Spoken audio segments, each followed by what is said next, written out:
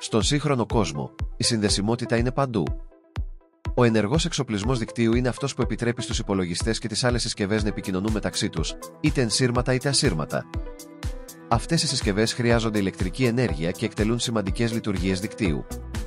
Ας δούμε μερικές από αυτές τις συσκευές. Ο μεταγωγέας, η switch, είναι η καρδιά ενός τοπικού δικτύου.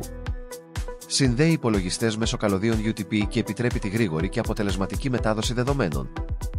Για να λειτουργήσει σωστά, απαιτεί ρυθμίσεις IP, που είναι σαν διευθύνσεις για τις συσκευές. Ο δρομολογητής, η router, είναι σαν τον οδηγό κυκλοφορίας για τα δεδομένα. Βοηθάει στο να βρουν την καλύτερη διαδρομή για να φτάσουν από τον αποστολέα στον παραλήπτη. Οι οικιακοί δρομολογητές συνήθως συνδυάζουν και άλλες λειτουργίες, όπως switch και access point, κάνοντάς τους ιδανικούς για μικρά δίκτυα. Τέλος, το ασύρματο σημείο πρόσβασης, η access point, παρέχει Wi-Fi σε συσκευές όπως smartphones και laptops.